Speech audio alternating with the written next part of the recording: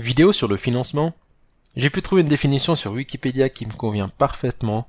Donc le financement est l'opération qui consiste, pour celui qui finance, à consentir des ressources monétaires, pour celui qui est financé à se procurer des ressources monétaires nécessaires à la réalisation d'un projet ou bien d'un actif. Pour les sources, on a deux grandes sources de financement, externes ou bien internes. En externe, on a premièrement les capitaux étrangers. Donc ça doit vraiment vous parler. Donc les capitaux étrangers, ils ont une rémunération sous la forme d'intérêt et on devra rembourser le principal. Ensuite, on a les capitaux propres. Ça aussi, vous devrez être familier avec ce concept. Donc les capitaux propres, c'est le capital action, on peut avoir du capital participation. Donc leur rémunération, c'est sous la forme de dividendes. C'est non déductible fiscalement. Et la majeure partie du temps, ils vont pas demander le remboursement de leur principal. Et entre les deux, on a un financement mezzanine. Le financement mezzanine, économiquement, il va ressembler à des capitaux propres, mais il est camouflé sous la forme d'un financement par emprunt. On a une optimisation fiscale derrière. On va voir pourquoi. Et une deuxième particularité, c'est que le fonds mezzanine, ça va dépendre de chaque contrat, mais la majorité du temps, il pourrait être converti d'un emprunt, il pourrait être converti en fonds propres. On va voir ensuite les formes spéciales, la facturage et le leasing. Et ensuite, on a pu voir ici dans ce schéma, on a le financement participatif qui se retrouve à chaque niveau. Le financement participatif, c'est assez à la mode ces derniers temps. C'est, admettons, on peut prendre l'exemple d'un petit projet où je veux lancer mon exploitation de miel, je vais créer mon site internet, je vais expliquer mon business plan, mon projet, mon concept, et derrière, je vais essayer de trouver des gens qui sont prêts à investir dedans. Donc ça va surtout viser des petits particuliers qui chacun est peut-être séduit par ce concept, ça lui parle, c'est dans la région qu'il aime, il va peut-être mettre 100 francs, 150 francs. Mais en touchant peut-être un millier de personnes, on peut facilement arriver à 100 000, 200 000 francs de capitaux propres. Le seul problème qui peut arriver, c'est surtout au niveau de la LBA. C'est en fonction de chaque projet. Et au niveau du financement interne, donc une entreprise saine va générer des bénéfices. Et ces bénéfices, ils vont se mettre dans votre compte de perte et profit, reporté.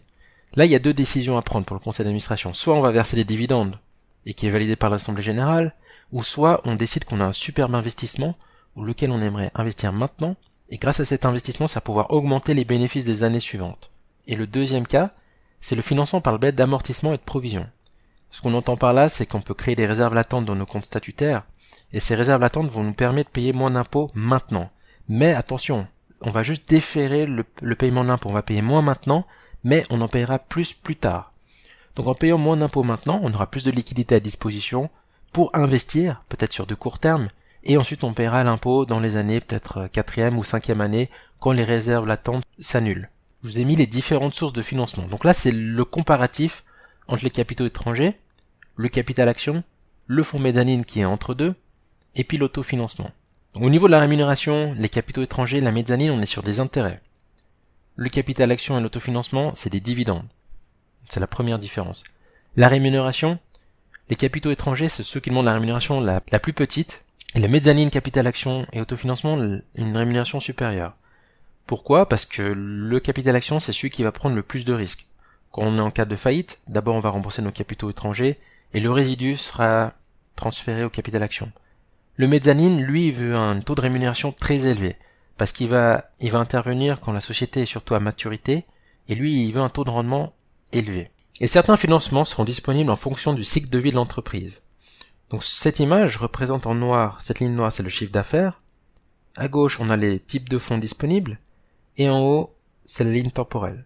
Donc quand vous allez créer votre entreprise, la première chose c'est que vous n'avez pas d'historique, vous n'êtes pas connu, vous êtes personne. Deuxièmement, il y a des statistiques, c'est qu'après 5 ans, il y a uniquement 50% des entreprises qui ont survécu et 50% qui ont arrêté leur exploitation, fait faillite. Donc à cause de ce constat, c'est assez difficile au début d'avoir des personnes qui sont prêtes à investir avec vous. Parce que c'est déjà très risqué, on sait que vous avez une chance sur deux de réussir. Deuxièmement, vous n'êtes pas connu, vous n'êtes pas d'historique. Donc malheureusement, c'est ça qui est un peu triste, mais au début, vous aurez uniquement accès à vos propres capital action. Vous aurez peut-être votre famille qui peut vous aider dans votre business, et des business angels. Donc ça, c'est un peu des personnes qui sont prêtes à investir, ou peut-être que c'est des bons samaritains, ou on a aussi dans le cadre des sociétés qui sont dans les nouvelles technologies, où beaucoup de personnes sont prêtes à investir dedans, car elles savent qu'il y a peut-être 1 sur 10 qui va réussir, et cette société qui va réussir, le chiffre d'affaires sera phénoménal. Ensuite, quand vous avez pu commencer à créer votre entreprise, votre chiffre d'affaires va tout doucement évoluer, et vous arrivez, peut-être on va dire, après 5 ans, vous êtes encore sur le marché. Donc là, vous allez pouvoir commencer à optimiser votre financement en vous approchant d'instituts de financement. Vous aurez des leasings de biens d'investissement, l'affacturage et les financements traditionnels qui seront à disposition. Donc grâce à ces fonds étrangers, vous allez pouvoir obtenir des prêts, déduire les intérêts fiscalement, vous pouvez même réduire votre capital action, et si vous êtes très bon dans votre structure, vous pourrez optimiser votre retour sur fonds propres. Et quand l'entreprise va continuer à évoluer, que vous arrivez à maturité, vous avez d'autres types de financements qui peuvent arriver. Donc surtout quand on est dans restructuration, achat par le management, l'entrée en bourse. Donc on a des fonds mezzanine qui, eux, comme on a pu voir, c'est économiquement des capitaux propres masqués en fonds étrangers, qui pourront entrer en ligne de compte. Et vous pouvez aussi vendre à des fonds spécialisés dans le rachat de sociétés non cotées. Donc quand ces fonds vont arriver en ligne de compte, ils vont aller surtout travailler sur les coûts, diminuer les coûts, ils vont essayer de créer des synergies, donc ils seront spécialisés dans ce type de transaction. Car oubliez pas, dans la majorité des entreprises, quand on va évoluer d'une société familiale, on va surtout se concentrer sur le chiffre d'affaires, l'évolution du chiffre d'affaires, mais un peu moins sur la rentabilité et les coûts. Et dès que ces spécialistes de la restructuration arrivent, on a peut-être des personnes qui sont doublons dans l'entreprise, on peut peut-être créer cette entreprise et l'acheter avec la société B, et on peut faire des synergies entre les deux. Et là, c'est là où ça va commencer à taper dans les coûts et à augmenter l'efficacité et la rentabilité de l'entreprise. On a aussi des financements qui sont plus adéquats en fonction des actifs de votre entreprise. Donc ça, c'est uniquement des idées, des exemples. Il y en a beaucoup d'autres en pratique. Et ça va aussi dépendre de l'industrie et de l'entreprise en question. Donc au niveau des liquidités, donc là en principe, il n'y a pas de sens de financer des liquidités par des dettes à court terme. Néanmoins, on a certains exemples. Par exemple, vous avez un besoin de liquidité pour peut-être financer une dette à long terme qui arrive à échéance et malheureusement, vous avez un manque de liquidité. Ou vous avez peut-être un versement de dividende que vous devez verser demain, et si vous versez pas l'impôt anticipé, vous aurez ensuite des intérêts moratoires. Donc ça, en principe, ça devrait pas arriver. Vous devrez pas vous financer par des dettes à court terme. Mais si vous avez malheureusement fait une erreur, vous devrez, pour faire tampon, trouver un financement à court terme. Le temps que vous puissiez peut-être vendre votre stock, ou vendre certains actifs immobilisés qui sont en cours de vente. Ensuite, pour le besoin en fonds de roulement, vous pouvez obtenir des lignes de crédit, la technique d'affacturage qu'on va voir après. En début du cycle de vie, ce sera surtout du capital action. Et vous avez l'autofinancement, que vous allez gérer des bénéfices d'année en année qui vont augmenter vos liquidités.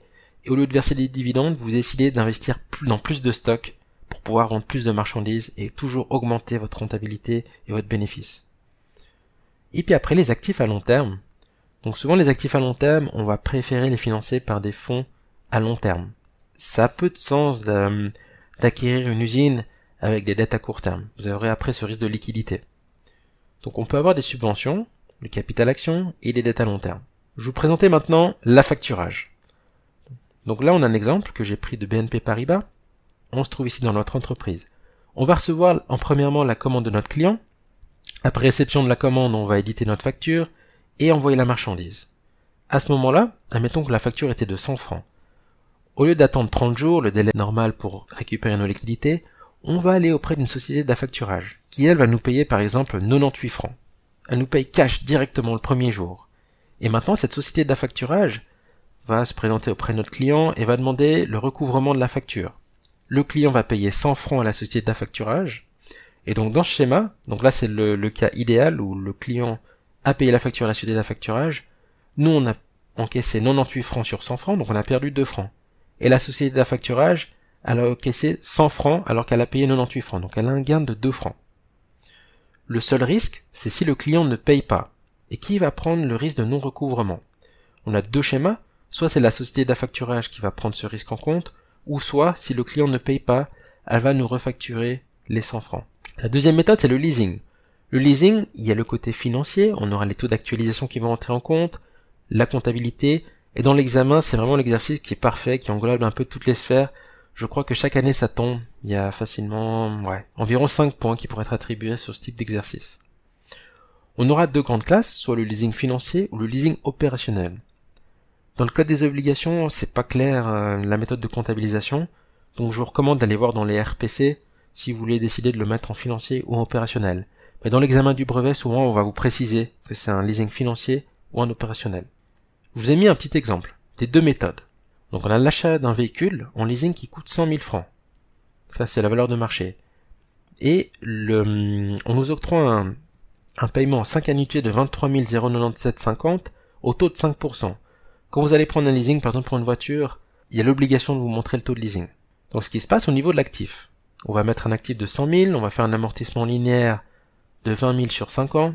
Donc la valeur de l'actif diminue de 20 000 par année, pour avoir une valeur résiduelle de 0 francs. Au niveau de la dette, premièrement on va comptabiliser une dette de 100 000 francs, et tous les années, on aura un intérêt de 5% sur cette valeur de dette. Donc la première année, 5%, ça nous fait 5 000 francs d'intérêt.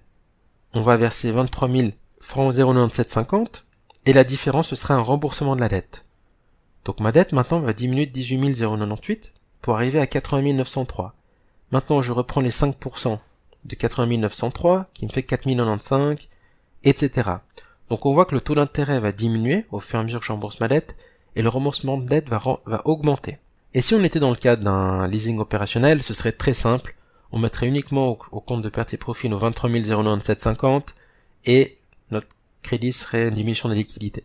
Et pour finir, je vous ai mis quelques ratios. Il y en a beaucoup plus, mais je pense que c'est des ratios qui pourraient être utiles liés au financement. Donc le premier, ce serait, on prenait votre cash flow d'exploitation avant intérêt, divisé par les intérêts des dettes. Ça nous permet de savoir est-ce que notre flux d'exploitation génère assez de liquidité pour au minimum rembourser nos intérêts. Le degré d'entêtement, donc on va comparer quel est le pourcentage de capitaux étrangers sur le total du bilan, degré de financement propre, donc le total de capitaux propres sur le total du bilan. Après le rapport de financement, on a quel est le rapport de capitaux étrangers sur nos capitaux propres, le ratio d'équilibre financier. Donc là on va voir quelle est la quote-part des capitaux propres sur nos actifs immobilisés. Le deuxième ratio d'équilibre, on va voir quel est le ratio de nos capitaux permanents, donc ça c'est les dettes à long terme plus les capitaux propres, sur nos actifs immobilisés. Donc là ce serait bien d'avoir un ratio qui est, je pense, supérieur à 100%. Et les 3 degrés de liquidité, ces 3 degrés vous devez les connaître par cœur, ça tombe toujours l'examen, et je trouve qu'ils sont franchement pas si difficiles que ça à apprendre.